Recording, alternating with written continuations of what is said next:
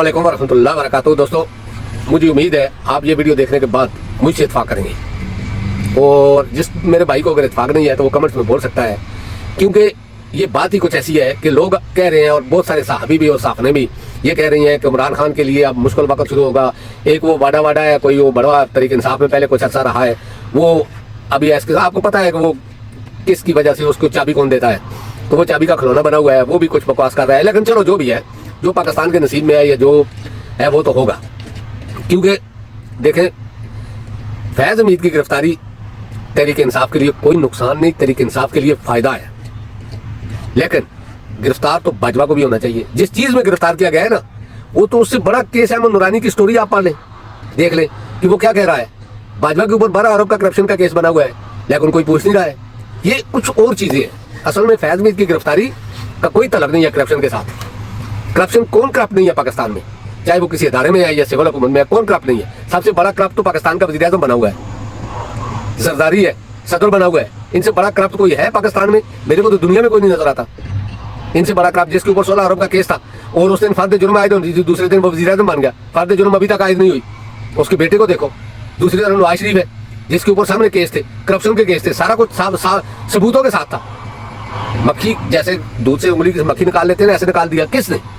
इन दोनों ने, बाजवा और फैज़ हमीद ने। पाकिस्तान की ये हालत इस वक्त जो है इन दोनों की वजह से थी, क्योंकि ना बाजवा अकेला कुछ कर सकता था, ना फैज़ हमीद अकेला कुछ कर सकता था, और अंदर से ये दोनों अपनी लड़ाई भी लड़ रहे थे। एक चीफ ऑफ आर्मी स्टाफ बनना चाहता था, दूसरा एक्सटेंशन लेना चाहता था, और इनकी अपनी लड़ाई में इन्होंने पाकिस्तान को तबाह कर दिया। फायदा उठाया नून लीग ने, जरदारी ने, पाकिस्तान तबाह किया इन लोगों के साथ मिलकर। लेकिन अगर करप्शन के केस में, चलो ठीक है, उसको गिरफ्तारी हुई है, जायज है, मैं मानता हूँ इस चीज को, लेकिन क्या वज़ीर आज़म गिरफ्तार नहीं हो सकता?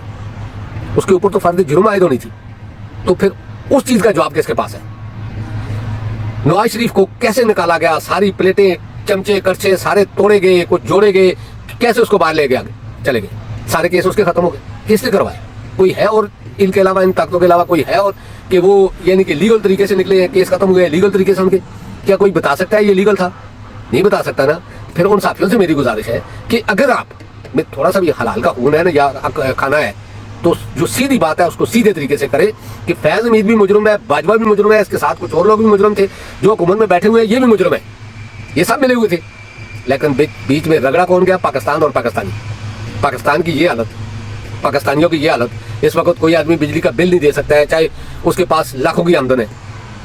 तो ये किसकी वजह से हुआ? इन दोनों की वजह से। और साथ में जो हुकूमत में दो बैठे हुए हैं, जरदारी और शहबाज शरीफ। तो दोस्तों, आपको अगर मेरी बात बुरी लगे तो मैं माफी चाहता हूँ, लेकिन हकीकत यही है कि फैज़ हमीद भी पाकिस्तान का दुश्मन था, बाजवा भी पाकिस्तान का दुश्मन था।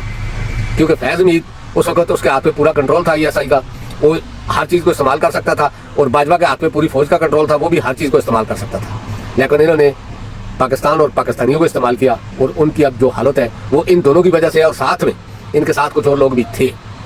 बाकी मैं ज़्यादा बात और नहीं करूँगा, आप बेहतर समझते हो मुझसे। अल्लाह पाक आपको खुश रखे। अगर वीडियो अच्छी लगे तो आगे शेयर करें। अल्लाह हाफ़िज़।